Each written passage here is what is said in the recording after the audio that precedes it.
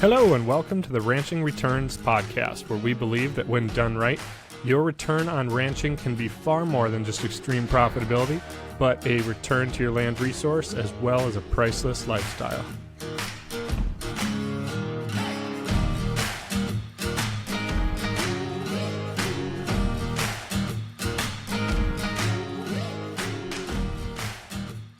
Hey folks, and welcome back to the Ranching Returns podcast, sponsored by Faro Cattle Company. Fall bull sales are coming up, so get those on the calendar. Go to farocattle.com if you want to sign up for a newsletter or for their catalog. You can get a catalog sent right to you. Get information for all of that, again, at farocattle.com. Today's episode is a fun one, and these kinds of conversations are always a little special for me. He's from New Zealand, which in my mind is like I don't know what you'd call it, but it's like the best of the best when it comes to the kind of grazing world and kind of the grazing business model, like truly a business model of grazing. New Zealanders seem to have it figured out, and they've been doing it so long.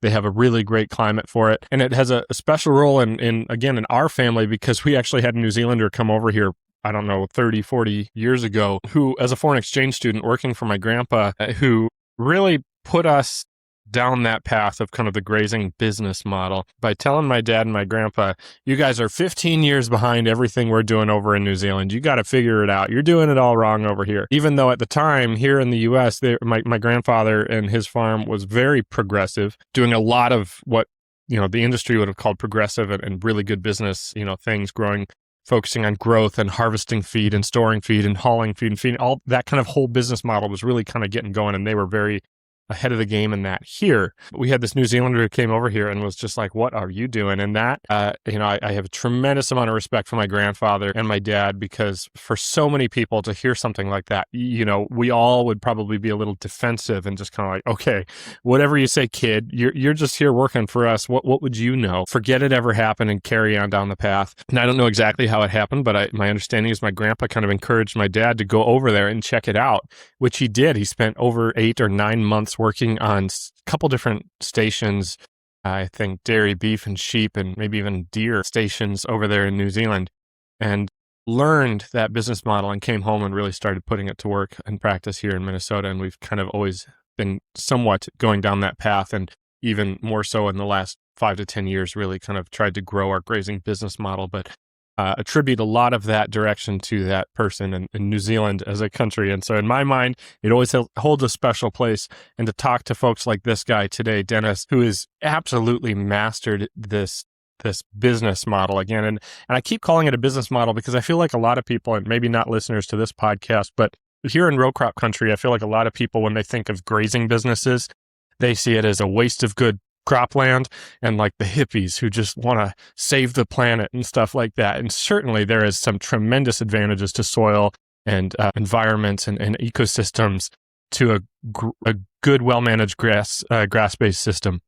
But I really love the business model of grazing, the model of having primarily your equity tied up in land and livestock, as opposed to equipment and buildings that depreciate and break down and require maintenance and all this stuff. Now, certainly there's some of those in the business, but the majority of the equity tied up in land and livestock that can replicate in the case of livestock and hold their value, or can actually be improved through good grazing management. And it's just an enjoyable work to do. So I love this business model. These guys have mastered it in their context, raising, he told me now, I want to say like a couple thousand dairy cross bull calves. From bottle calves all the way to finish on 1,800 acres in New Zealand. Just an incredible story. I hope that you enjoyed as much as I did. There's so much that I feel like we could take away from this conversation and apply here. A really great focus on just improving profitability and focusing on profitability and production per acre. And that acre being the limiting factor and the important piece, not per animal or anything like that. So I love this conversation. I hope that you do as well. As always, thank you so much for listening. If you have questions, comments, guest recommendations, feel free to reach out to me at ranchingreturns@gmail.com. I sure appreciate those. Otherwise, we're going to dive into today's episode with Dennis from New Zealand. Dennis, thanks so much for joining me, and welcome to the Ranching Returns podcast. It's good to be here. Thank you for inviting me. Yeah, no, I really appreciate it. I don't remember, it was a little while now ago, but I had somebody reach out and recommend you as a guest. And after kind of learning a little bit about your operation, I think they sent me some videos and stuff. It was like, this is awesome and totally something that I want to hear more about. So I guess maybe as an overview, Tell everybody a little bit about what the operation looks like today, what you do, and your enterprises, and then I'd love to dive back into the history of it and kind of how it came to be what it is. So. Well, we farm 750 hectares, which is around about 1,800 acres, in New Zealand, in the North Island, at the very top of the North Island, and we farm intensively, or what we call intensively. We have about 2,500 all bulls, and they're all in small mobs of no more than 25 to 30. They're all moved every second day, and it's rotational grazing on steroids, basically. Yeah, That's what we do. Yeah, awesome. So is this an operation that you grew up on, or what's the history of the station that you're on? No, I was actually born and bred on a very steep hill country farm in the middle of the North Island in a place called Taiapi, and that was predominantly sheep. And then I got married, and this is my wife's family farm. We moved up here in the year 2000, and took over from her father. And it was a traditionally run farm for the area. It had 3,000 breeding ewes and about 200 Hereford cows, and everything was taken through, and I think you call them meat packers. Everything was sent to meat packers. Okay, nothing was sold what we call store, which is to another farmer to finish. Okay. Well-run farm, but it's a very wet country, as in not a lot of rainfall. I didn't mean wet and rainfall. I mean wet and the water coming out of the ground in springs, and it's a heavy clay type soil. Sure.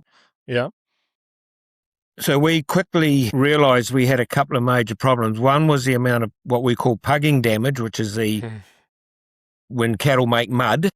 Right. Ongoing pasture damage that was being caused in the winter. And the other problem was the amount of erosion we had with losing topsoil through water flowing over the land and then washing out into the rivers and then into the sea. Mm-hmm. So we quickly decided, well, we need to do something about this. So we put our very first, what we call intensive system in, where the cattle were rotated, and we learnt a lot from that. And that's why we've ended up now, whereas the whole farm is all under cattle and bulls particularly. So it's through a process of trying to protect the environment, and a bonus of that was the fact we actually doubled our production. Really? So the driver was protecting the environment, but now the byproduct was doubling production. And that's the grazing management you're referring to, or the change in enterprises? With the grazing management we're doing, yeah. Sure. Which, of course, got us very excited. So, yeah, right. It's worked very, very well. Yeah. And, well, I know based on some of the stuff you sent me already and what you're talking about, I've got a ton of questions, but I'm curious on the transition. So you came into your wife's family's operation. One of the biggest challenges here in the United States, I'm curious if it's an issue there, is secession a lot of times, and transitioning businesses, farm and ranch businesses, specifically, and I don't know if it was the same 6 years ago, it's very capital intensive businesses. A lot of times there's older generations with a really hard time letting go of the reins. And I'm curious if you wouldn't mind sharing at all a little bit about that transition coming onto a farm that wasn't even yours and working through a succession plan. And also just, if there's that challenge and cultural issues in New Zealand, I guess, with succession. Yes, we've got very similar problems here, the same issues you've got. It's a very capital intense operation, and we're actually going through succession with our son and daughter-in-law right at the moment. So we've been through we're going at both ends. Right. We were very lucky in the fact that my father-in-law was quite happy to step back, and he left running of the farm to me entirely. We couldn't afford to buy the whole property, so we purchased half of the property. And at that stage, the property was only 600 hectares. We've since added another 150 hectares onto it. So we purchased half the property, 300 hectares, and we leased the other 300 hectares. And then after about 10 years, we purchased the other 300 hectares.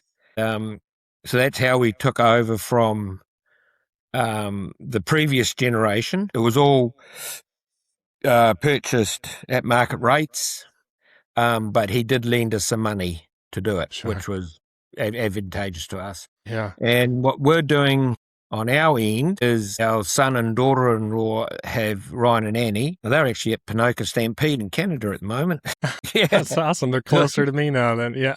Closer to you than me, yeah. Right. but they have purchased all the livestock and all the plant and machinery. Sure. And they have also just going to purchase 150 hectares, and will retain the 600, and in some time in the future, probably 5 to 10 years, we'll start selling more of the land to them. And Sure. so it is fraught with a lot of challenges and a lot of dangers. Mm-hmm. Very happy to step back. I have full faith in my son and daughter-in-law's ability to run the farm. I have no doubts that they'll do a job way better than me. So I'm quite happy to step back, but they keep dragging me back in to do work. Yeah. Man. Oh, that's awesome. But I can see, I read a book about succession a number of years ago, and one of the points they highlighted is there were two ways of doing it.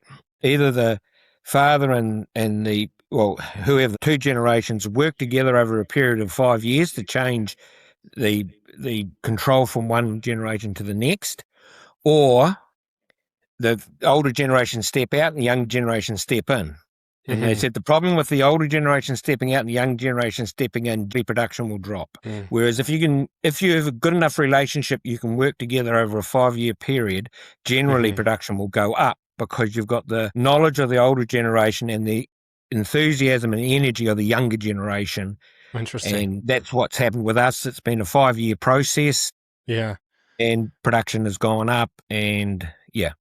That's awesome. We still talk to each other. We're still very much friends with each other. That's good. Well, it's I don't know. It's really challenging here. You hear so many situations of people that either, like your comment there at the end, you're still friends. The relationship gets damaged over the process of this because there's unmet expectations on one side or the other, or it doesn't happen at all because one person isn't willing to meet the other where they need to be or something like that. I guess, do you have any tips for how you actually communicated that transition, or maybe you were both just of the same mind and it was fairly easy? We've always had a very good relationship. We've always had it. It's our whole family like this. We've got 3 children. Our whole family is very, very close, have very good relationship. Wonderful. The biggest thing is communication. It's like any relationship. It's all about communication and not being scared to say, well, no, I feel uncomfortable with this, or I'm not happy with this, but doing it in a way where you're not going to offend the other person. But it comes back to not saying stuff. If you understand what I mean, you have to be able to express your concerns, and you have to be able to receive that from somebody else if that they have concerns about something. Right. No, that makes easier sense. said than done, though. Yeah, right. And I don't know if any of this is stuff you don't want to talk about. That's totally fine too. But I am curious. You mentioned you have multiple children. Do you have views on, some people are, split the farm 3 ways. Some people want to, how do you view that as far as the transition of, you built a lot of equity, I'm sure, in your business, and you have multiple children, I guess. Well, because we've got such a profitable business, we are able to actually sell the farm to our son and daughter-in-law. So we're awesome. Not actually doing them any favors as such. That's so cool. So we're not giving them anything, because it's such a profitable business. Wow. And I think that was the key to it, is creating a profitable enough business that we can draw capital out of it, that we can also help the other 2 children in whatever endeavor they want to do financially. That is so cool. I mean, man, they at least, again, here, and I don't know if these things are all the same, but profit in agriculture is oftentimes looked at as almost like I don't know, just not real, or a funny joke or a dream maybe or something like that. And to be able to have a profitable enough business to be able to pass it on at market value, and that's incredible. Let's dive into the business then, I guess, a little more. So you said it started as a cow, calf, and sheep operation. And yes. Was it you and your wife and family that then made the transition to what you're doing now? Yes. We, as I said, we were concerned about the environmental impact that we were having. And that was the start of why we started doing the changes. But as a byproduct of that, we got the increase in production. So it sort of went hand in hand, because we had a huge debt loading when we brought this farm originally, and we needed to make money to pay that debt off. So that was a big driving force for us as well. Yeah. So you made a couple major changes. One is the management and all of the infrastructure you invested into, which I looked at that photo you sent me of your paddock system. And if that's all permanent, that is wild. That's a lot of infrastructure. So that's one major change. And the other was the enterprise change, switching to something that is, at least here, very uncommon. And so I guess I'd dive into either one of them. It sounds like they kind of happened simultaneously, but what led you to the dairy calf development or calf raising that you're doing, I guess? To remain in business and leave a legacy for the next generation, today's rancher and farmer must not only be efficient, but strive to be sustainable by preserving our natural resources. Healthy soil is the foundation of every strong operation, and education is the key to learning about new innovative ways, not only to maintain, but to continue to build that healthy foundation. At the Bottom Line Conference in Lakin, Kansas, we're going to dig into the essentials, like building organic matter, water infiltration, retention, and the variables that drive long-term productivity and sustainability. You're going to hear from past podcast guests Grant Harder and Kit Farrow as they share real-world strategies for building resilient soils and profitable herds. And this year, we're proud to present nationally recognized speaker Jolene Brown. She's going to be delivering a very powerful guidance on family business transition planning, so be sure and bring your business partners and the entire family. Strong soil, strong legacy. Your bottom line starts right here in Lakin, Kansas. The dates are Thursday, August 20th and Friday, August 21st at the Kearney County Fairgrounds on the west side of Lakin, just south of Highway 50. Now, for all the details, go to bottomlineconference.com. Well, we've start back at the beginning. Yeah. I was very much focused on my profit per hectare. So what can I do to make the most money? And I'm not talking about your gross money. I'm talking about your profit per hectare. Yeah. And so I'd analyze those figures all the time, and we were finding that the sheep just could not compete financially with what we were doing. So we went more and more into the cattle, and we ended up with 300 cow calf, what you call cow calf, 300 of those, and I can't remember how many bulls, but quite a few bulls. Now, I love cow calf. I just love cows. I really enjoy farming them, and I was determined to make those things pay. And I didn't matter what. Like we got up, we were having 94% calving from what went to the bull, and we were selling weaners. Well, when you wean them off the cow, I'm sure what you call them. And they were like 260 kilos, the bull calves were, and the heifers were like 220. So we were getting very, very good production. We're running between 2.5 cows per hectare. I know I should have all this in acres, sorry. No problem. That's all right. Yeah. So we're getting very good production compared to the district average, but we still could not make those things pay as much as what we were making out of the bulls. Yeah. So we slowly went into all bulls. So that's why we ended up with all bulls. And so when you say all bulls, like my family, we raise bulls, develop breeding bulls as seed stock producers. That's not what you're talking about, right? No, we are producing a bull. Well, we use a bull. I'll go back a step. Yeah. What we do as farmers or ranchers is we are converting sunlight into protein. That's what we're doing. The energy comes from the sunlight, and you sell the protein. And we use the soil, the plant, and the animal to get sunlight, turn sunlight into protein. Yeah. Now, your bull will grow at between 25 to 30% more than a steer on exactly the same pasture. I'll go back a step. We don't use growth hormones in New Zealand like you do in our steers, mainly because a lot of our offal is exported to the EU, and obviously you cannot have growth hormones in anything that goes to the EU. Okay. So it's not, it used to be, we used to use growth hormones, but that's faded out, and we now generally just use a bull. Okay, sure. So to me, if I can increase my production 25 to 30% for doing absolutely nothing other than having a bull, that's what we do. Yeah. So the bulls we have are not for breeding. We're purely there for the growth. Use the testosterone to get them to grow. Now that bull goes to a meat packer, and it is sold on the overseas market as a 95% chemical lean beef, ground beef. And that goes into your hamburger patties. We sell probably half of our bull meat goes to the States, and it is mixed in with your trimmings. I think it's a 50 chemical lean, your trimmings, and out of your meat packers. It's mixed together to produce a burger patty. Wow. So that's what we're producing. And the other half of our stuff basically goes to China, because luckily Chinese has suddenly decided that, well, not suddenly, but they've grown to like hamburgers. So Sure. Yeah. Yeah, that's awesome. So what weight are you bringing them in on? And then you're finishing them out entirely on forage and selling it right off the farm? Yes, we use no supplementary feeding at all, except for getting the calves up to 220 pound, or we call it 100 kilos. We use a pellet, a grain to help with that.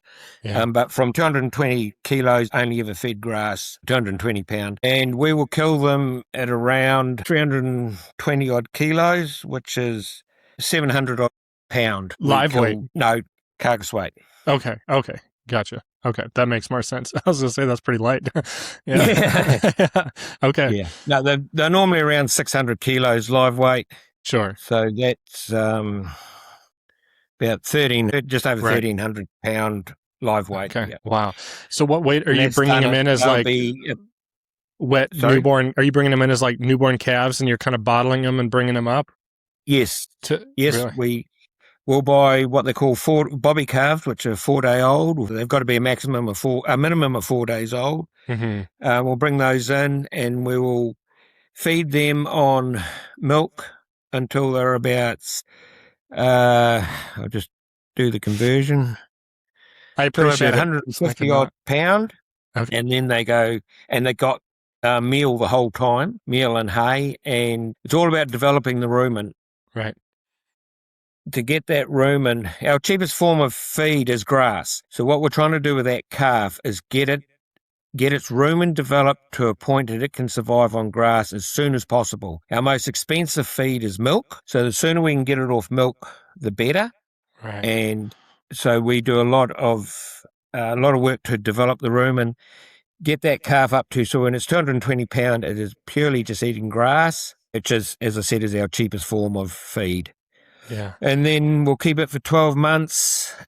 And then it will end up, when it's 12 months old, it will be around 700 pound. And then we keep it for another 12 months. And then it'll end up going to the meat packer then. Wow. So about 24 months total, or 24 months once they go to grass? 24 months once they go to grass. The animal's normally about 27 months. Okay. Because our animals will be born in the late July, early August period in the dairy industry. We get all our animals out of our dairy industry. Yeah. And then we'll be killing them in December, January. So they're normally about 27, 28 months old when we actually process them. Okay. So you said they all come out of the dairy industry. Are these, in New Zealand, dairy is largely a lot more forage-based than here, so they probably adapt or fit a little better in the system, or what type are they? Are they bred to beef at all as well, or are they just straight kind of dairy genetics? Traditionally, we used to just use straight dairy genetics, so they'd be Holstein Friesian cow with a Holstein Friesian bull. But with the use of sex semen now, a lot more dairy farmers are only using Friesian female straws for their replacements. And then they'll use beef straws for the rest of it, beef bull straws. So what we've started to do is buy more beef cross dairy cattle. The reason we never used to start with is because they're always about $100 dearer as a 4-day-old calf, and we couldn't justify that expense. Now we're that price has come down a bit. It's more like $50 more now for the dairy beef cross dairy, so we're buying more and more of those calves. There's a lot of work going on in New Zealand at the moment to try and encourage dairy farmers to use better quality beef bulls over their dairy cows to give us a better quality animal for finishing, and it's working. It's having very good.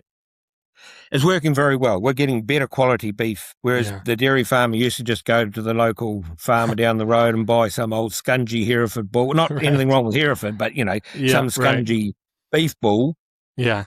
Chuck it on his cows as tailing up because he couldn't care two hoots what those calves did. With communication and talking to the dairy farmers, trying to work together, And we're looking at possibly whether we're going to end up DNA testing the calves, and then we'll know exactly what the breeding of that calf is, because a lot of New Zealand dairy farmers now are using a Jersey Friesian cross, which they call a Kiwi cross cow. And obviously the Jersey is not that good for beef production. It's a very fine bone, smaller cow. So we're looking at possibly trying to introduce some way that we can use the genetics of that animal, and that will indicate what we pay for that calf as a 4-day-old calf. If it's got more beef, good quality beef out of a good Friesian, we'll obviously pay more because it will grow more for us. And if it's got more Jersey in it, we'll obviously pay less for it as a calf because obviously it won't grow as well for us at the other end. All that's in its infancy, and we're just starting to look at doing that. Sure. I'm quite excited. Well, that's more what my son and daughter-in-law are pushing. They're starting to push on that road. And I'm very excited about that development. That's awesome. I think This whole thing is really cool. Wow. I'm curious, I think you mentioned 750 hectares. That's what, over 1,500 acres. That's a lot of land base. And if you're all doing these, bringing them from light animals to fairly large animals, I imagine there's a lot, that's a lot of animals. I assume you're kind of bringing in calves constantly and moving them out to pastures. You have all different stages of cattle. You're not bringing them all in at once and then kicking them all out at once, are you? Or? We are, in the fact that because in New Zealand the dairy industry is all pasture-based and the cows are seasonal, mostly outside, and so they don't calve 12 months of the year. Sure. They only calve twice a year. They'll calve in the autumn. Autumn for us is that March, April period, or in the spring, which is the July, August period. And it's advantageous for the dairy farmer to have his calving as condensed as possible, and with better nutrition and the use of wearable collars and that for detecting heats, and they've been able to condense their calving. So a lot of them have calved all their cows in 6 weeks. Wow. So what we're finding is we're getting all these calves, we rear about 12 to 1,300 calves in the spring. We're getting those over about an 8-9 week period. Wow. So they all arrive in 8 or 9 weeks. Then you go to the other end, when we sell them to the meat packers, generally they'll all go in the November, December, January period, and they're all sold in those 3 months. Yeah. Okay. So there's a lot of ins and outs in those few months. Yeah. And you've got all different stages. If you're keeping them for a total of 27 months, you got some on grass, yearlings, 2-year-olds. Yeah. All. We've got 3 age groups of cattle. We've got the calves when they first come in, and then we've got what we call yearlings, which are, around that year old, and then we've got what we call our 2-year-olds or rising 2-year-olds, which, So we've got 3 classes of cattle, which makes it very easy to manage when you've only got 3. Right. When we had the sheep and beef, we had, I think I added up one day, I think we had 12 different classes of stock. Oh, man. Trying to get your head around 12 classes of stock was, Well, this is very easy. Good. I'm glad you think it's easy. It sounds fairly complex and intense, but once you get a system established, I'm sure it's a lot easier. Was it pretty challenging at first when you kind of first transition to this, or did it come pretty naturally? I actually find it way easier to farm like this than in our more traditional sense, because everything is on a rotation. And the rotation will vary in length depending on the time of the year, anywhere from 25, 30 days right out to nearly 100 days.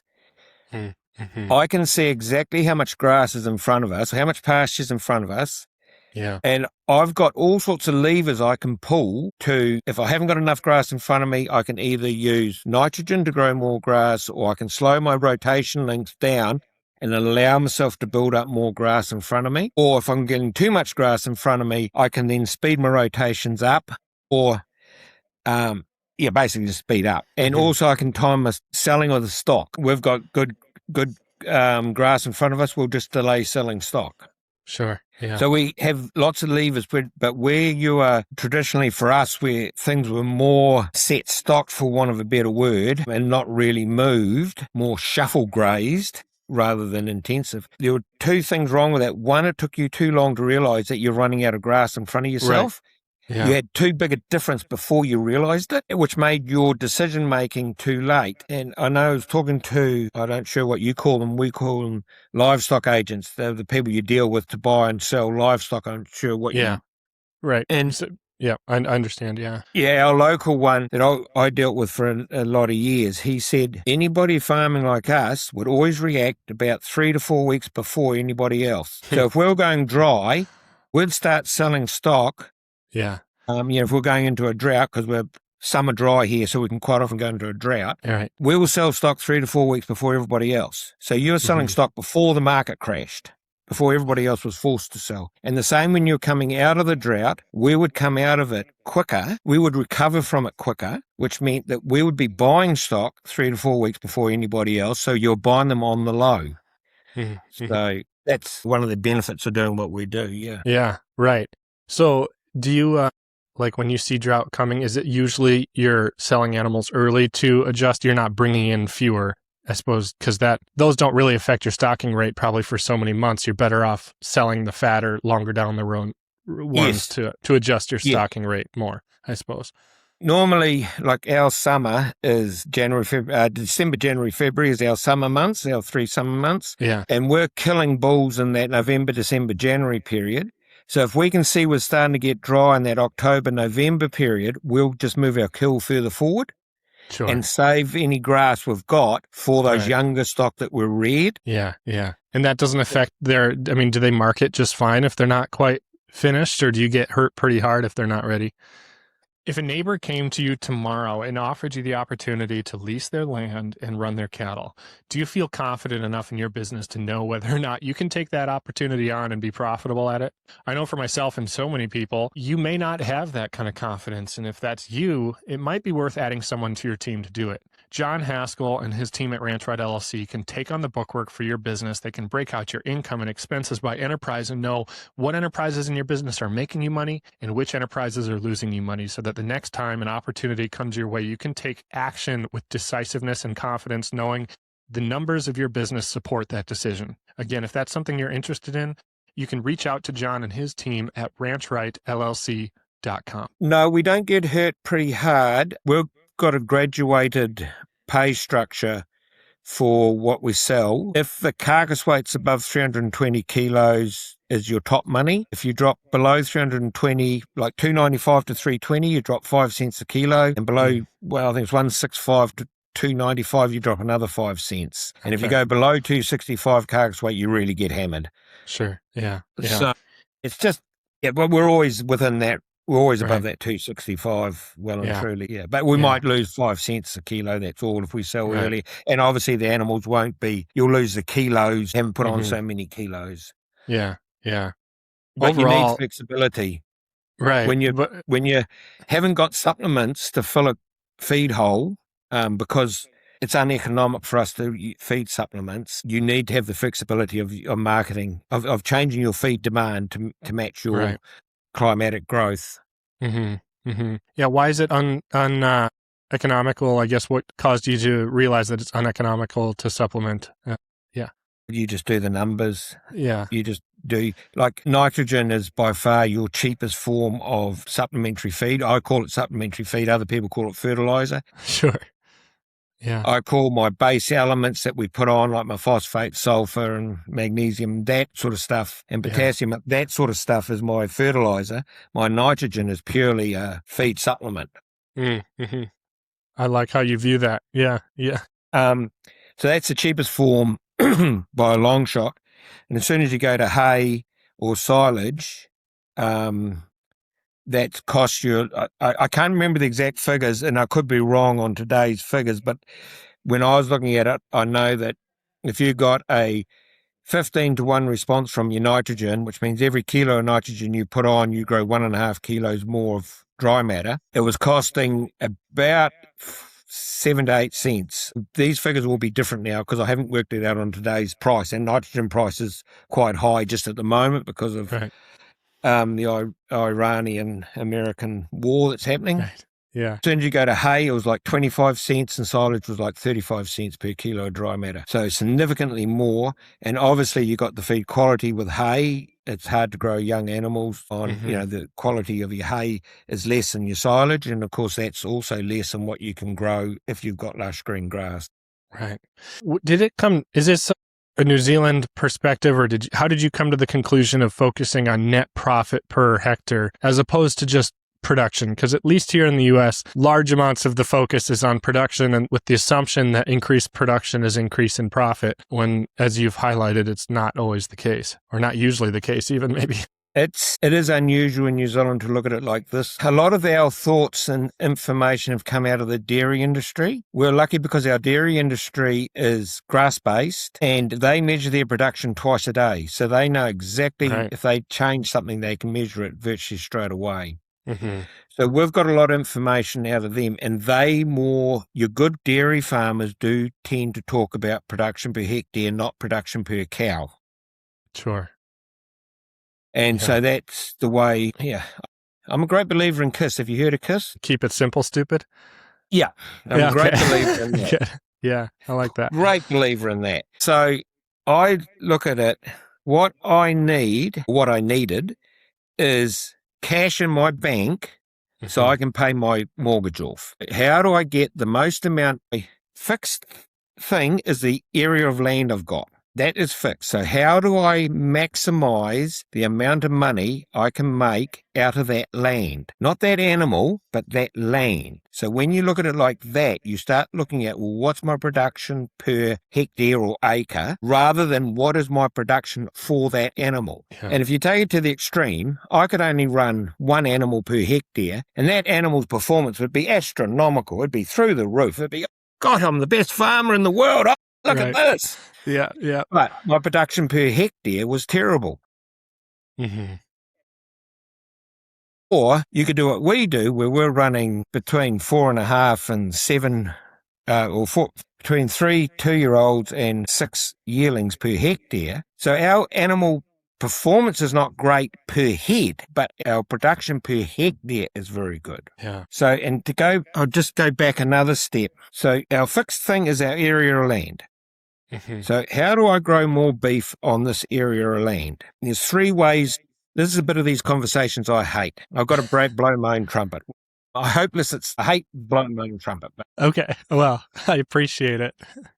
It's important. The average carcass weight production per hectare in the top half of the North Island is 197 kilos of carcass weight per hectare. Mm-hmm. We are doing over 400 kilos of carcass weight per hectare. So how do we do that? Yeah. There's 3 things that we do to do that. 1, we grow more grass. How do we grow more grass? I don't know what kind of grasses you have there, but I'd imagine they'd be similar in how they work as what we have. A lot of English ryegrasses. Mm-hmm. Now, you've got to look at a grass plant like a solar panel, because that's what the grass is doing. It is converting sunlight energy into a grass plant that an animal can eat. So generally plants go through stages, and on the ryegrass there's 4 stages of its life cycle. When it first starts growing, it has 1 leaf. Once it's been grazed, when it's been grazed, first stage is 1 leaf, then it grows 2 leaves, then it grows 3 leaves, and then it grows 4 leaves. So when it's got 1 leaf, the total growth of that plant, when it's only got 1 leaf, because it's only got 1 solar panel, it will only grow 10 to 20% of its total growth. Mm-hmm. Every one of these leaf stages is the same amount of time. It might be a week or it might be 2 weeks, depending on the time of the year and how fast the plant's growing. But each leaf stage is the same leaf. Yeah. When it's got 2 leaves, so you've doubled your solar panel, it will grow 25 to 30% of its total growth. When it's got 3 leaves, so you've got 3 solar panels now, it will grow 55% of its total growth. When it's got 4 leaf, the first leaf's dying, so you still only got 3 leaves effectively. Yeah. And then you start losing pasture quality. But anyway, going back to, so in its first leaf stage, it will grow 10 to 20%. In its third leaf stage, it will grow 45 to 50%. So say it's 3 weeks for those 3 stages. In that third week, that plant will grow half of its total growth. And in the first week, it will only grow a quarter. Oh, not even a quarter, 10 to 20%. Yeah. So what we try and do is get our pasture into that 3-leaf stage for a longer period of time before we graze it, so we can maximize the amount of grass we're actually going to grow with the solar panel. Right. So that's the first thing. We grow more grass. Yeah. And rotational grazing is how you achieve that, by resting your pasture. And when we talk about resting, it's the time the animals are off that pasture. Mm-hmm. Not like if you break feed a paddock and the cattle can still come back and graze what they've already grazed a week ago, that's not recovery. You've got to, Right. you got to back fence them. Right. Yeah, right. I see. So the other thing is your feed quality. Now, we use a measure in New Zealand, and it's called ME, and it's megajoules of metabolic energy per kilo of dry matter grown. I know.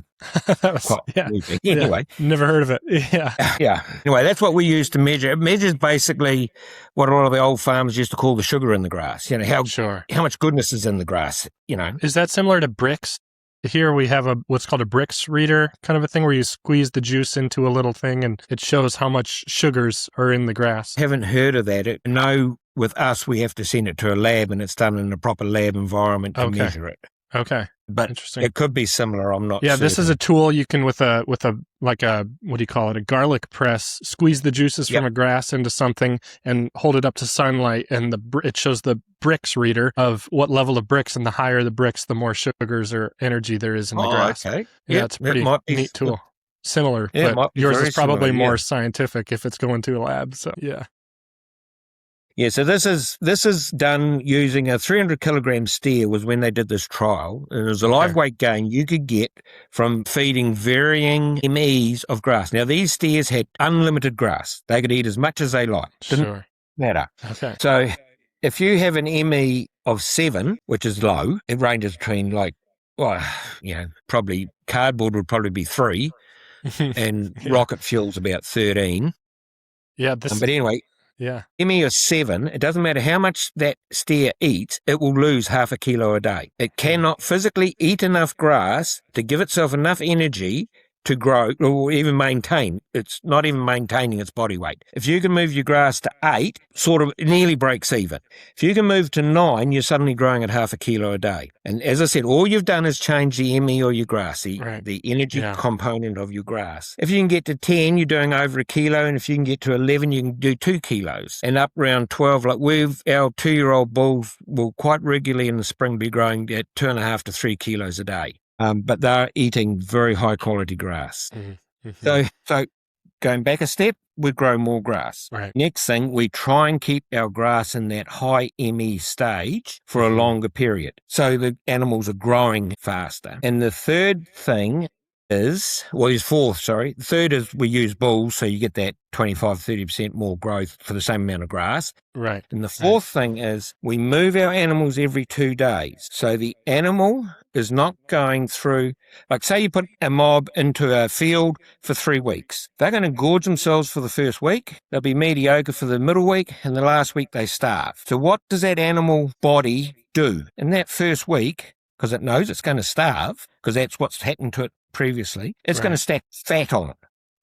Mm-hmm. Because it knows it's going to have to harvest that fat in that 3rd week. Right. Now, the trouble with fat is it takes twice as much energy to put a kilo of fat on than it does a kilo of meat. So if we can feed our animals every second day and their body gets used to being fed every second day, those animals stop putting so much fat on and they'll actually grow because they're not worried about that famine that's coming in a week's time.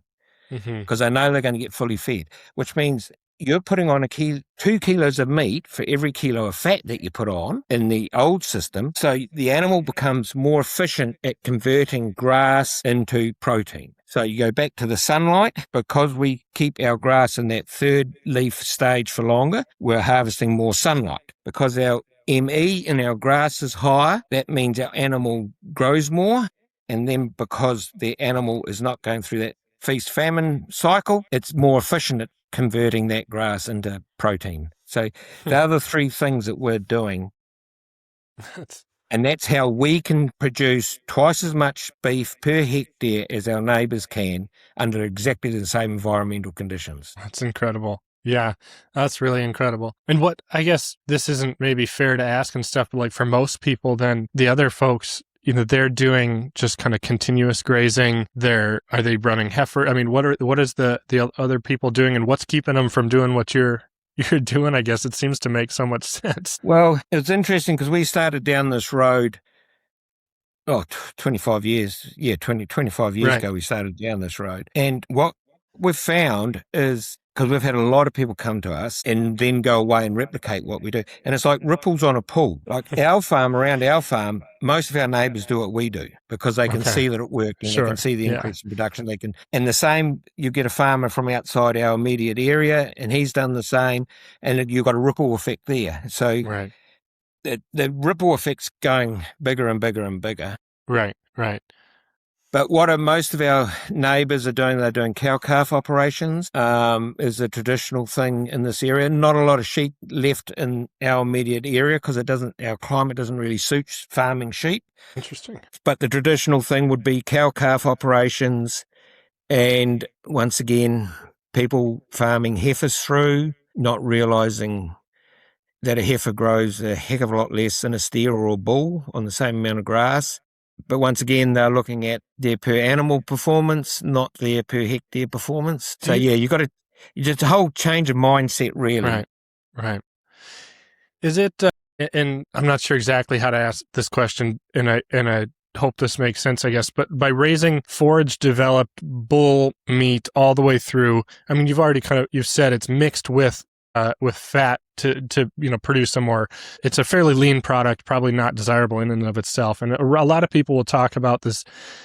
You got to produce what the consumer wants. The meat product has to be the best. And chasing that and doing that, they end up with big, inefficient cows and fat calves and bulls that don't last very long and stuff, where you're focusing purely on producing beef, even if it's not the highest quality beef in terms of consumer desire, but you're producing so much more of it that the economics just work so well. Is that kind of right in how I'm looking at that, or how do you view the product piece of this? And maybe it doesn't matter. I agree entirely. I don't want to eat a bull unless it's in a hamburger. I'm quite happy to eat it in a hamburger, but I don't want a nice, beautiful Scotch fillet steak out of a bull. No, thank you. So we're not. And I don't know how the marketing in New Zealand, we've got different classes of stock. We've got cows. We've got what we call prime, which is your steers and heifers. And then we've got bulls. Mm-hmm. And for a number of years, the price we get per kilo for a steer or heifer or a bull is basically the same. They'll be within 20 cents a kilo of each other. But that's above my pay grade on why that is. I don't know. So whether we produce a steer or a bull, we're still getting paid basically the same when we sell it to the meat packer on a cents per kilo. Wow. The other thing is think the last I heard, the average American eats 5 hamburgers a week, and that's the market we're targeting. We're not targeting your restaurant, beautiful steak. We're not targeting that market. Mm-hmm. We're targeting that commodity, which is ground beef. Yeah. Well, and I know I've heard stuff on your podcast about trying to get out of the commodities, and I can see, yes, there is a place for that for certain people, but we're just supplying a commodity trade. I don't know whether you're aware of it, there is a price comes out of the States of 95 chemical lean meat. We get a report every week, and it tells us exactly what that price is, and there's a 90 chemical lean, which is more your cow meat. Your breeding beef cows are more your dairy cross type, type cows that are leaner. And so we get those figures every week, and it's openly traded in the States, and that's the market we're aiming for. And because of that's in the States, that's generally what China will pay. Well, I really like the perspective, and I'm not sure which episode you're referring to. I've definitely had some folks on who their goal has been to get out of raising a commodity and to produce direct to consumer, build their brand, something like that. But a lot of people I've had on, their focus has been entirely what you're talking about, is make a profit in a commodity business, focus on being a profitable business by raising just a commodity. And I think that's what most of my listeners and most people in the beef and grazing business are. They're raising commodities. Very few build their own brand or own the product to the plate or something like that. And I think what you're highlighting makes a ton of sense to me, and I think it's the same here actually too, that the folks who I mean, really, it all comes down to math and looking at what does the market pay you for?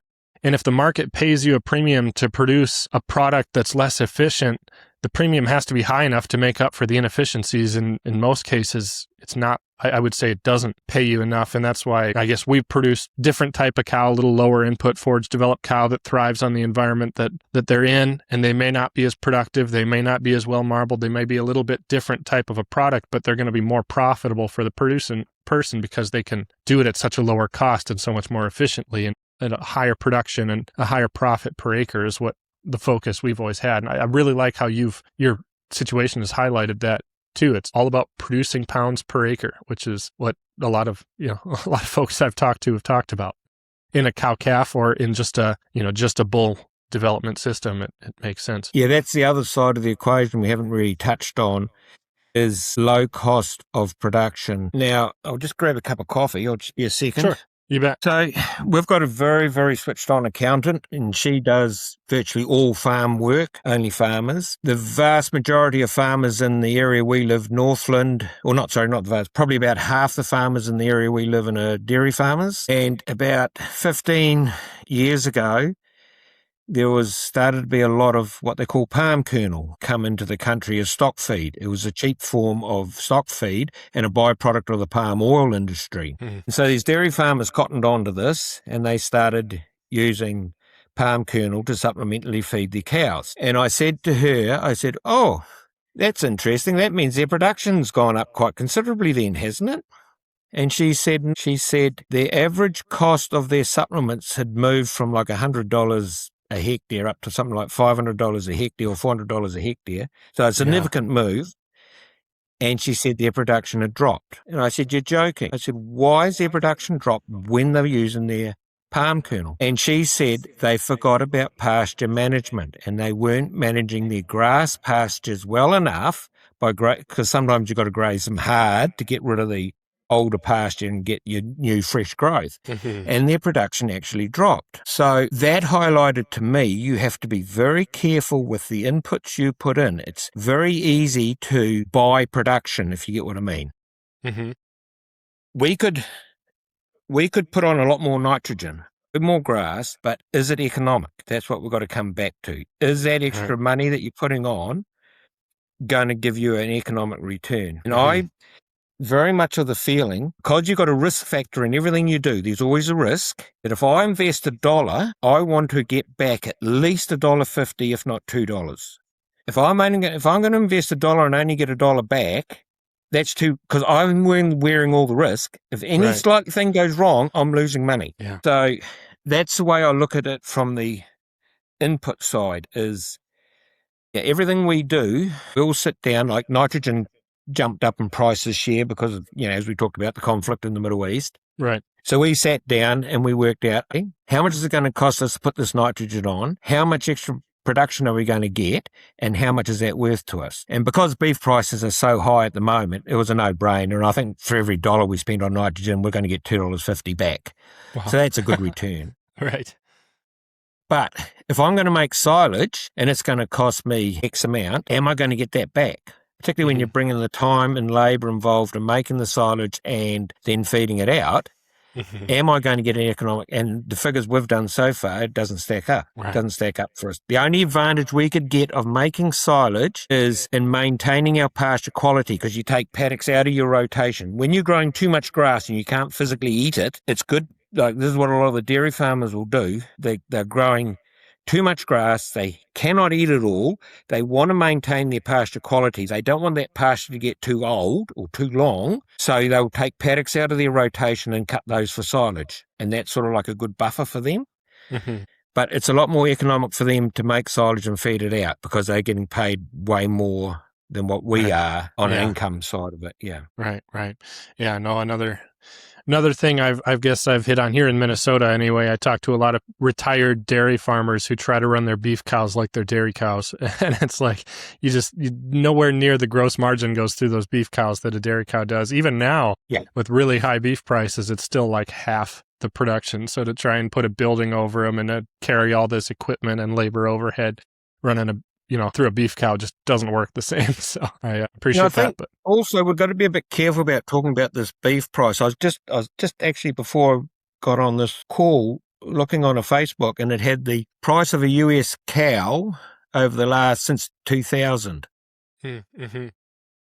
Beef prices started dropping. I think it was 2000. There was 1 year it dropped a little bit in 2010, but the next year it was back up to where it was. 2000, I think in 15, it started going down, 14, 15. I could be wrong on these numbers, but beef price went down. Close. Yeah. And then it was only in 2022 or 2023, we got back to where we were in 2015. So all that gain we've had since 2018 or 19 or whenever it was only making up to where we were. Mm-hmm. And the other problem is all our costs have gone up.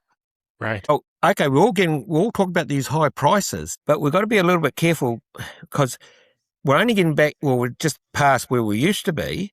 Right. But our costs have gone through the roof. I don't know about you, but costs like tires have doubled in cost, Yeah. Fuel and oil has gone up and wages have gone up. I'm not saying that people aren't worth what they get paid. I still think we underpay our good workers a heap and we overpay our bad workers. Yeah. Yeah. No, you're right. No, I know I've heard. Yeah. And I've heard a lot of people make the argument that the prices we're at now are where if you place a trend line over a longer period of time, we're just right where we should be. And so it's not abnormally high. It seems high relative to where we were 5 years ago, kind of a thing. But, we're compared to costs and everything and stuff, it's a fair price, which is, it's nice. So we'll see where it ends up. But yeah, it's hard to imagine it'll stay like this forever. But right now, anyway, it works. But like you said, the cost of production, there's a lot of, around here anyway, a lot of university data and stuff showing costs to keep a cow for a year being in the $1,200 to $1,500 per cow per year. And it wasn't that long ago where that was more than that. I mean, that's more than a high quality wean steer calf or something. So that doesn't work if it comes back down to those times. But that's somewhere where I think our beef industry is quite considerably different to the US beef industry. Is our beef cow numbers are very low. In New Zealand, we've got about 6 million dairy cows, but we've only got about 900,000 beef cows. And that beef cow number has been tracking lower and lower and lower every year for a couple of reasons. One, a lot of the country the beef cows would run on has gone into pine trees, and two is the profitability of those beef cows. So I think at the moment, about 70 to 75% of all animals processed in our meat packers have some dairy influence, some dairy genetics in them. Yeah. So we're getting more and more cattle every year out of our dairy industry. I just saw some figures, our beef and lamb published, and they're saying there's been 1 million calves reared out of our beef industry, out of a dairy industry for the beef. There's 970-odd thousand heifers been reared for dairy farm replacements, but there's been over 1 million other calves reared that will go into our beef industry to do what we've done, carry on fatten and sell to meat packer. Yeah. And I think that's the advantage we've got is, as you were saying earlier, our dairy cows have been bred to perform on a pasture-based diet and be farmed outside, whereas a lot of your dairy industry is more farmed inside and cut and carry, everything's carried to them. And so, it's a different, you got different genetics to deal with. Because I know your cows, your dairy cows produce a lot more milk per cow than our dairy cows do. Right. Yeah. No, that seems like about the only scenario where that high input works is some of these American dairies are incredibly productive, pushing 100, I want to say like 100 pounds a day out of a cow. I don't know the specifics and stuff, but wild production. And there's some dairies here in Minnesota. There's a dairy farm chain that owns like 5-10 dairy farms, all with over 10,000 cows each, like massive dairies. And the efficiencies of scale, it works in that scenario, but I don't know. It's not a game I'd care to be in. That's for sure. It's actually interesting because we've also been to England, Great Britain, and a little bit of Europe, but mainly Great Britain. And a lot of the farmers there are using New Zealand genetics, both sheep and beef genetics, because they are trying to get out of the high cost of production by having the animals inside. They're wanting, my daughter actually, she was just working on a dairy farm in Scotland, southwest Scotland, and he had 1,200 cows. So he was a huge dairy farm. Wow. for there. Cows are outside. They were only inside for about 2 weeks when they actually calved, and then they're outside the rest of the time, which is very, very unusual for that environment. And he's using all New Zealand genetics. Yeah. Just purely because they're bred to be outside, whereas your English genetic or Great Britain genetics, probably a bit like your American ones, you've got a very, very highly productive cow, but she's got to be really well looked after to get that production. Yeah. There's a strong group. It's nowhere near the majority, but there's quite a few people here in the U.S. who are doing the grazing-based dairy and using New Zealand genetics and trying to replicate what New Zealand did. My dad, actually, when he came home, he started a grazing dairy as well. There's a lot of people who find a lot of success in it still even here. Although, from what my dad has said and a lot of people say is the New Zealand weather systems and environment is about as perfect as you can find a place to raise a grazing dairy year-round.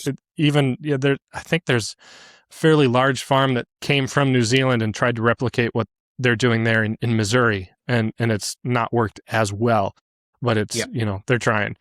But no, as far as investments, it seems like one of the investments you've probably been willing to spend the most on is infrastructure. And that photo you sent me of your paddocks, are all those permanent infrastructure, first of all? Yes. And do you mind if I share, or go ahead, sorry. But the biggest cost is your water. Okay. The cost to develop a hectare, probably 3/4 of it is your water infrastructure, and only 1/4 of it is the actual fencing infrastructure. Because every one of those little paddocks has to have water. Right. So that's where your big cost comes. Do you mind if I share that photo for people to see? I'm gonna try it right here. I've never done. Maybe it won't let me.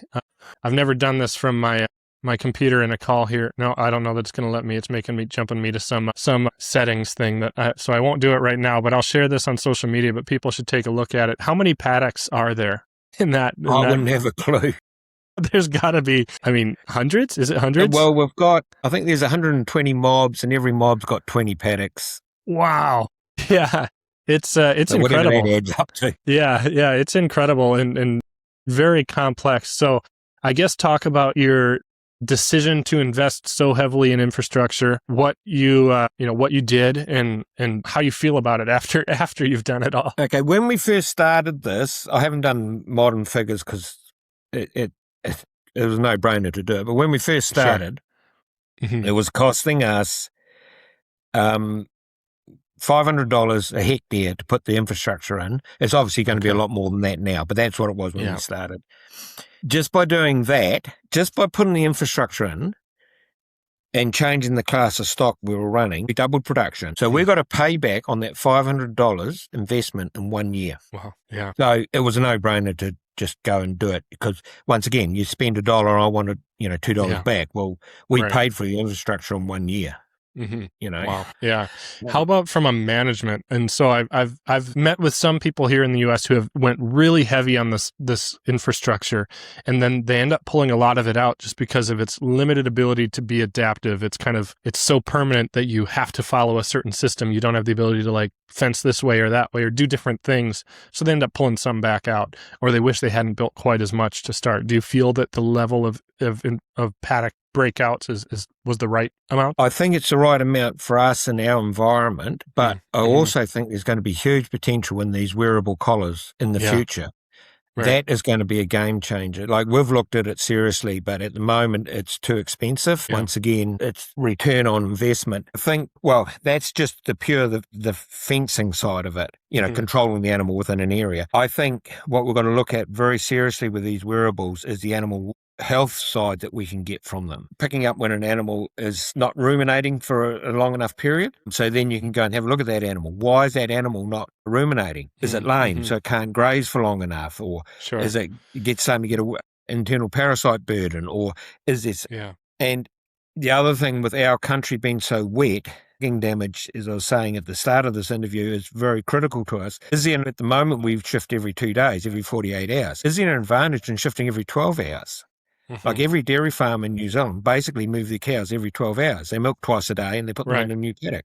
Is there enough production gain? At the moment, it means we'd have to have twice the infrastructure and twice the labour. So sort of not economic. But Right. if we can do it through a wearable collar, can we get enough production gain to justify the expense of that collar? Mm-hmm. I'm really excited about the whole new technology that's coming up, and also being able to measure your pasture, your volume on your pasture, instead of having to go out there and actually physically plate it or use a tow behind pasture meter or something. Just be able to do it off a satellite photo or fly a drone or something to get more accurate. And also they're developing another software tool where you can video an animal and it will tell you the live weight of that animal.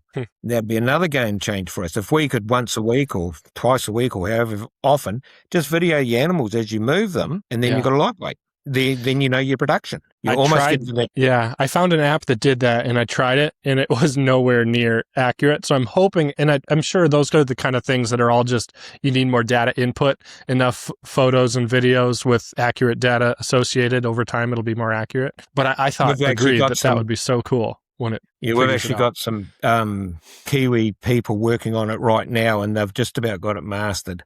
Really? It's very near ready to go. Cool. Out to the open market, and it is awesome. 98% accurate. Okay, wow, yeah. So, I don't know what I don't remember what the brand was, but yeah, I tried taking it, and the idea of this one was it was going to take a photo, it was going to give you a weight, and it was going to tell you based on your local markets what it's worth. And I thought that was a pretty cool idea, and it had a subscription, and I paid $5 or $10 or whatever for it, and it said like a 600-pound steer calf was 1,300 pounds, and I was like, well, okay, I'll come back in a few years when it's figured it out, I guess. So man, well, this one's not on the market yet; it still hasn't been released. They're still doing but it's very close to being released. Good. Well, when it is, you'll have to let me know. The accuracy had to be 100% correct before they were going to release it. Yeah. So going back to what you're asking, are we limited by the infrastructure? Yes, we are. But I think in the ideal world, these collars will solve a lot of that problem. Yeah. But you're still going to need a fair amount of infrastructure in there, i.e. for your water, so you can get water to your animals. Mm-hmm. So you're not going to save a lot on infrastructure, but it'll give you more flexibility, definitely, because all our, what we call cells are exactly the same size. And obviously, you don't grow the same amount of pasture over your whole farm. Right. So what I can see coming is you'll measure the amount of grass in front of your animals, and you will say, I need to feed these animals X number of kilos of dry matter so I can maintain a growth rate of whatever growth rate you're trying to aim at that time of the year. Mm-hmm. And you'll be able to give them exactly the amount of area that they need to eat that amount of dry matter. Yeah. And I think that's where you're going to get the efficiencies, production gains out of the wearables. Yeah, I agree. I'm excited for that. I hope the cost comes down as more competition enters the market, because right now it does seem fairly high, but we'll see, hopefully. How about labor? What is the labor requirement for your operation? You've got the calves all the way through finish. That's quite a bit, I imagine. Or? The calf rearing is very labor intensive. We also rear autumn calves. We do about 400 calves in the autumn, which are born in that March, April, and we're just selling them now. Mm-hmm. They don't go into our system. We're just doing it purely as a cash, because we've got the facilities, we've got the staff, so we utilize that and we just rear those autumns. Yeah. So at the moment there is Ryan and Annie, who's my son and daughter-in-law, they run the farm. Mm-hmm. There is a full-time worker, Johnny. Then we've got a part-time worker, Zara, who helps with the calf rearing mainly, but she also does artificial inseminating of dairy cows. So we lose her at the moment. She's doing autumns, and then she'll do springs, and I think they start in about September. Sure. So we lose her for 3 or 4 hours every morning, and then she comes in the afternoon. Right. And then myself, who's meant to be part-time but is full-time. So much for retirement. Yeah. I'd just like to say... Yeah, we've got to move every day. We've got to move about 60 mobs of cattle. Wow. 60? 60 mobs, 60 mobs of cattle. And there'll be 2 of us, like this morning, there was 2 of us, moved 60 mobs. That's about 1,250 cattle, something like that. And we left home at 10:30. We started moving, and we were sitting here having a coffee at 9:45. Wow. And that's every day we do. That's not unusual. That's just normal. Yeah. If there's 3 of us, we're having a coffee at 9:00. Yeah. Incredible. And so it's all about the efficiency of moving. It's got to be efficient. It's got to be quick because if it's too time consuming, it becomes too much of a chore. Right. So, yeah. Yeah. I love that. Like that's our incredible. electric fences are all run off the motorbike. We run the fence off the motorbike. We run the fence or the quad. I don't know what you call them, 4-wheelers, quads. 4-wheeler. Yep. So we wind our fences up with those, and we run our fences out with those. Because at this time of the year, all those cells are cut in half again. So, I won't go into the technos. It's just probably too complicated to explain how they work. But we run fences in them. Okay.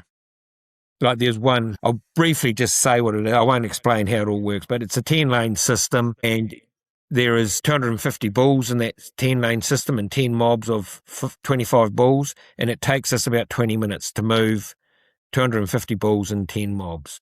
Wow. By running fences. That's wild. So cool. No, that's awesome. And so is the reason you break them out into so many mobs and that was a question I had for you, just like bulls fighting and just from a kind of social aspect of the bulls, I guess? Is that why you're doing that? Yes, it is. That is the price you pay to get your 25 to 30% extra growth rate, is you have behaviour problems. But I also argue that it doesn't matter what animals you have, the smaller your mob, the better they do, the less of a tail end you end up. Mm-hmm. So you got that advantage. But with bulls, you've got to keep them moving is the other thing we've found. If you stick bulls in a paddock and there's hurdles of feed, after 3 or 4 days they start getting territorial and then start fighting and arguing over their bit of territory. Yeah. Whereas if you keep them moving, they never get territorial because they'll spend that first day just eating because they just want to eat. Yeah. And then the second day they're basically digesting and they're pretty chilled. It's the third day you have trouble. That's when they start fighting and arguing and Interesting. But that makes sense. The small mobs is definitely because of the bulls. You can run steers and heifers in bigger mobs. But I still maintain the smaller your mob, the better. Yeah. No, that makes sense. I don't know the details of it and stuff, but we raise bulls for a company called Faro Cattle Company. They market about 1,000 or 1,200 bulls a year. And he also says, I think he breaks them out into groups of 40 to 60 bulls because of those social issues and stuff. You can't, it's too bad. That's the one inefficiency of the system is larger groups would be so much more efficient, but you're doing it so efficiently and so quick. The fact that you can move 60 groups in 3 hours is wild. So I guess there's no need to be more efficient. 2 hours. 2 hours. Yeah. 2 hours. Yeah. The other thing, I've been trying to find this research. I saw it years ago and I really want to try and find it. But the research maintained that a cattle beast can only know 30 other cattle beasts. It can only remember 30 other individuals. The way I feel is if we run our bulls and mobs of 25, because we're dealing with a Friesian, which is not the most intelligent beef animal in the world, the most intelligent cattle beast in the world. Okay. I reckon you could probably only remember 25. Okay. And so they're not constantly reintroducing themselves to each other. If you've got 30 or 35 or 40 in a mob, they can't remember everybody. So they're constantly reintroducing themselves. So that pecking order is constantly being challenged. Pecking order. Yeah. Yeah. Right. But I never saw that research once. I can't guarantee how accurate it was. Right. Anecdotally, I'd say it is pretty close because we've found we had some of it, one on our systems, we were having like 35 yearling bulls in, and they were not settled. They were constantly moving. They were constantly unsettled. So we found if we cut that mob in half, it made a big difference. Totally different with calves. Like in calves, we'll run mobs of 100, as when they're very small, up until 6 months of age. Right. No problem. But from then on, we found we'll have to, That makes sense. Yeah. Well, is there anything else overall on your operation and that we should talk about before I kind of move in? I don't know if I let you know, there's 4 kind of wrap up questions I'd like to ask you, but anything else we haven't talked about that's worth mentioning? No, just look at things as a production per hectare or a profit per hectare is the key to any farming or grazing system. Yeah.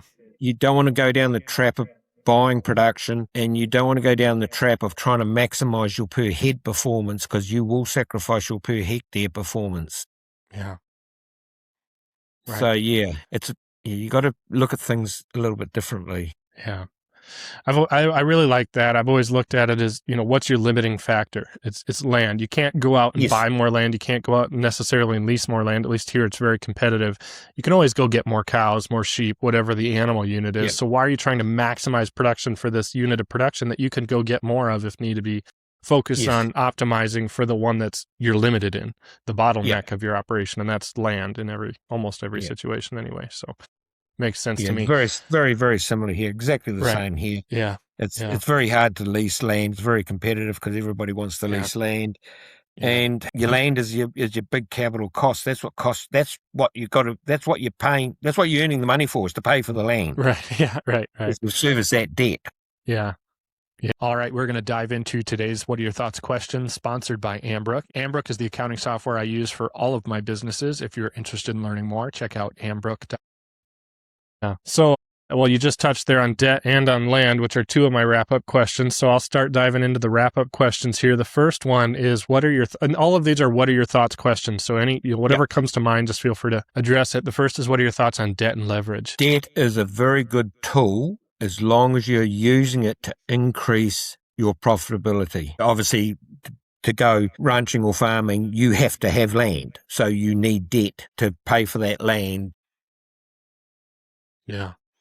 But to go into debt to buy $200,000 tractor because it looks pretty in your shed when a $50,000 tractor will do exactly the same job, that is stupid.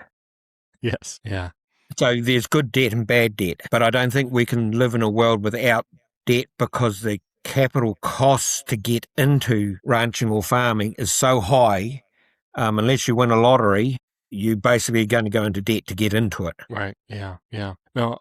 And I guess this is a question. Do you view continuing to use it, or is it an entry point, and then have you paid down debt? And you don't have to share specifics if you don't want, but I'm curious what your thoughts are on. Some people say never pay off debt. If you can earn more than the cost of the debt, you're better off just continuing to borrow and invest. I'm fairly risk adverse, so I'm a great believer in paying your debt off, which we have just managed to achieve. Well, congratulations. Just in time for us to exit farming. Yeah. So that was always my wife, Rochelle, and myself. That was always our aim, was to end up debt free. And we just did it. But it didn't help that 5 years ago we bought the neighbour's farm. So that added a heap to the debts. Yeah. Right. Cool.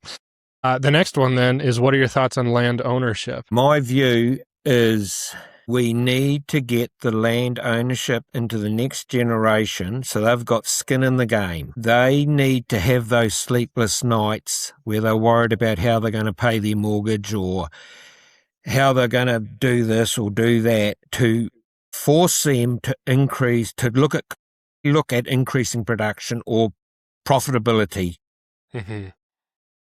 Because it's human nature to be lazy, and you just do the barest minimum that you can. You need to be put under pressure, and the way you put people under pressure is give them, in my field in business, is give them debt so that they have to step up and think outside the square, look at different alternatives to different solutions to different problems, keep innovating, keep moving forward, keep trying stuff. Yeah.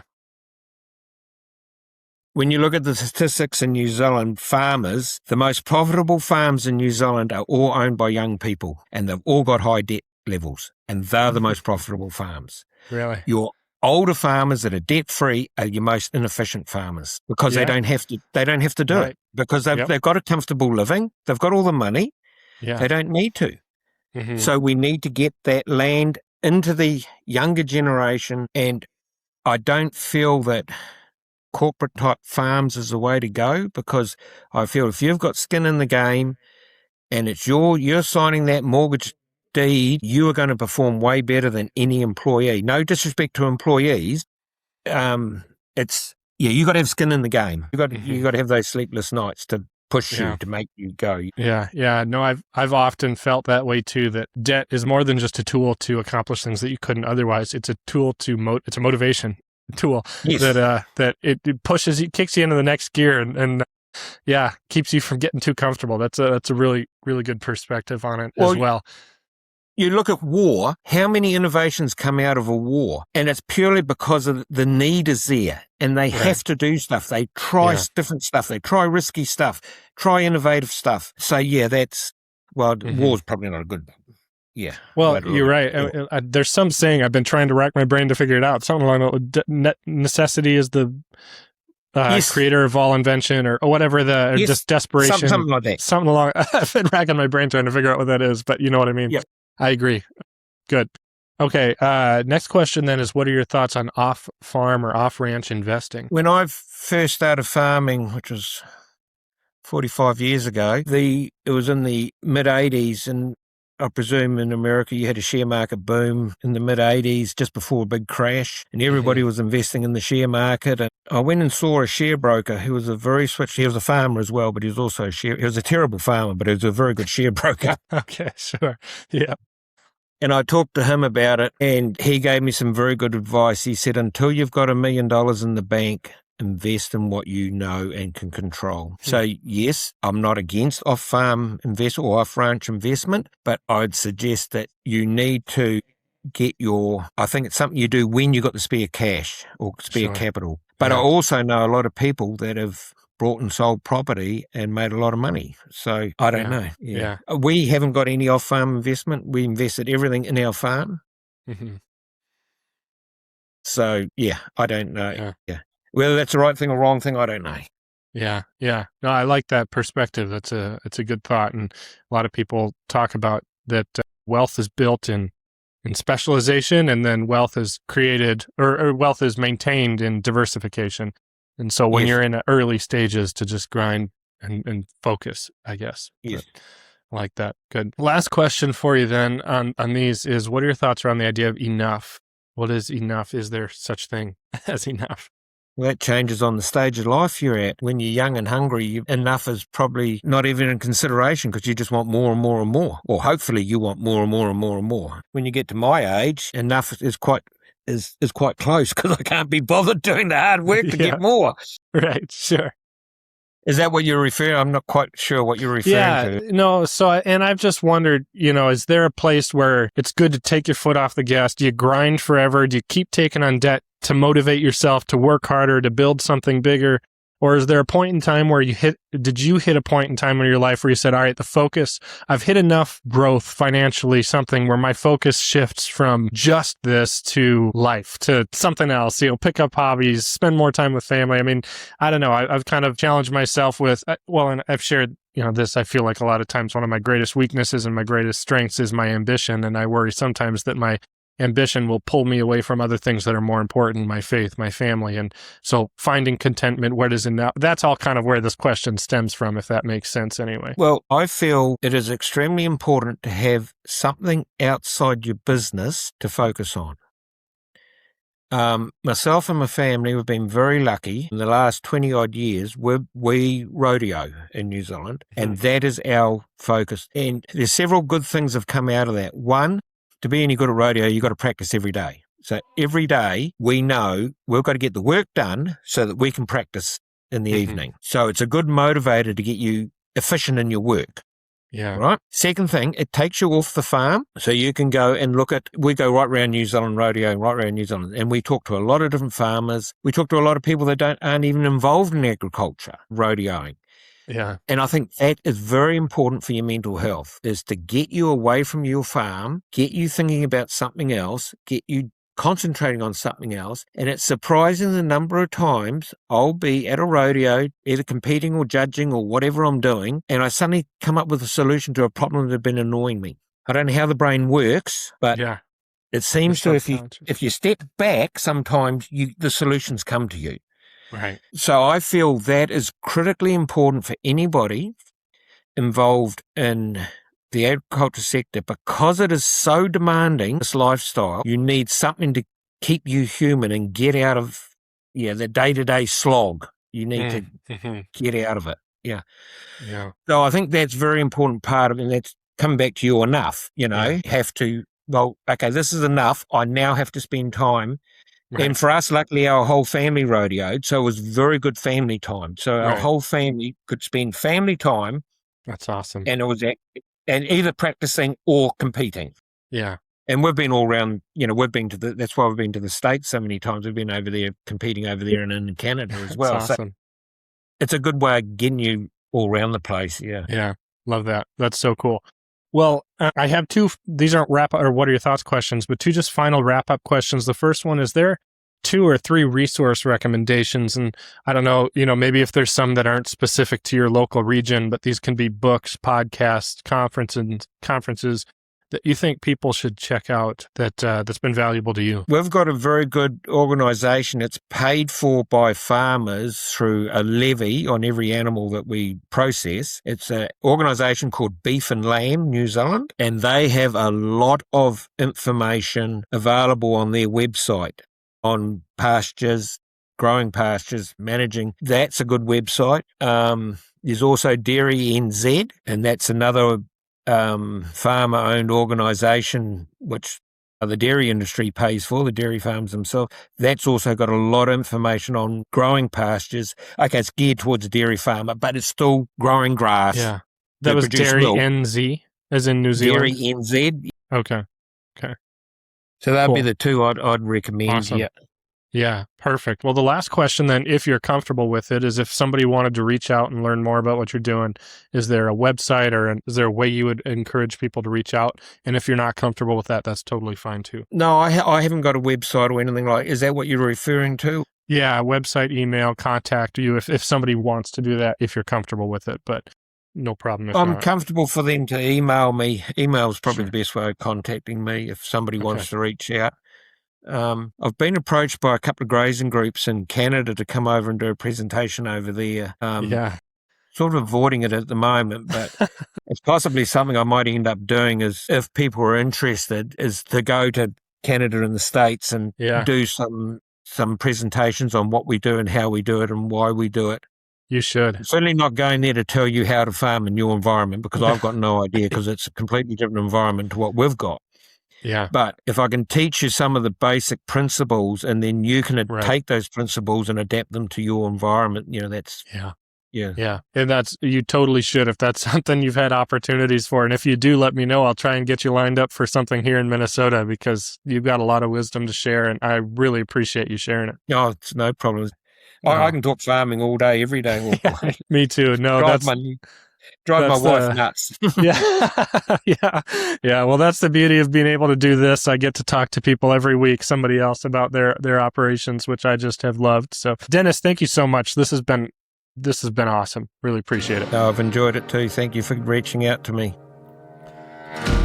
Thank you for listening to the Ranching Returns podcast. Don't forget to leave a 5-star review wherever you listen to this podcast, and share it with a friend who you think might benefit from what we talk about here.